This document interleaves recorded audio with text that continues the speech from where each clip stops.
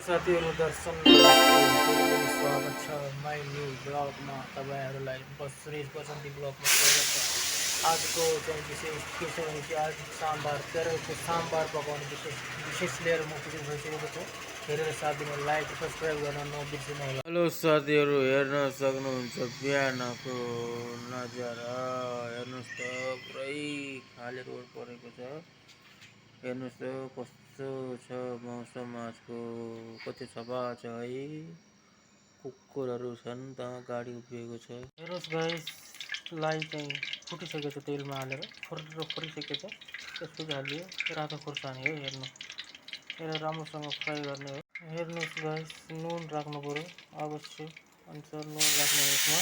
हेर्नुहोस् गाइस, नुन हालिसके अब हाल्दैछु मैले काश्मिरी चिल्ली है, काश्मिरी चिल्ली। हेर्नुहोस् सक्नुहुन्छ, यसमा चाहिँ हिङ पनि हाल्न सकिन्छ। हिङ हाल्नुपर्छ यसमा, हिङ। यसको टेस्ट आउनको लागि हामीले चाहिँ हिङ हाल्नुपर्ने हुन्छ है साथीहरू। यो हेर्नुहोस् यस्तो छ है, यसको अजिमीको हो यो। म त कसैले राखेको छु। हिङ छर्किनु पर्ने हुन्छ। हेर्नुहोस् खुर्सानी पाउडर 2 चिम्मच राख्दा हुन्छ। त्यसपछि हामीले धनियाँ पाउडर 2 चिम्मच राख्दा हुन्छ। धनियाँ पाउडर आवश्यक अनुसार राख्ने हो। तपाईँको साम्बार पाउडर पनि राख्न सकियो, आवश्यक अनुसार राख्नु होला। साम्बार पाउडर है धेरै राख्यो भने फेरि हुन्छ, खल्लो हुन्छ, नमिठो हुन्छ।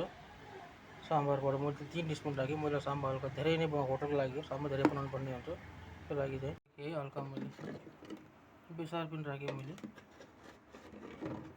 त्यसपछि यसलाई मैले चाहिँ ड्राई गरेँ है, त्यसलाई तेलमा हालेर यसलाई चाहिँ फ्राई गरिसकेँ भने हल्का पानी हाल्नुपर्ने जगमा। हेर्न सक्नुहुन्छ तपाईँहरूले, पानी पनि मैले यता राखिसकेँ। पानी चाहिन्छ हेर्नु, पानी यति मात्र राखेर यसलाई चाहिँ राम्रोसँग हलाउनु पर्यो। केसरीमा यो पाक्छ, यो केसरीमा पाकेर तयार हुन्छ है। यसमा टमाटर पनि राखेँ, टमाटर र प्याज पनि यसलाई काटेर चाहिँ त्यसमा हाल्ने दृश्य तपाईँलाई देखाउनेछु। चाहिँ टमाटर र प्याज मैले राखेँ यसमा है। हेर्न सक्नुहुन्छ हजुरहरूले, टमाटर र प्याज राखेँ मैले यसमा। एकछिन हिलाउने, यसरी यसरी हलाइदियो।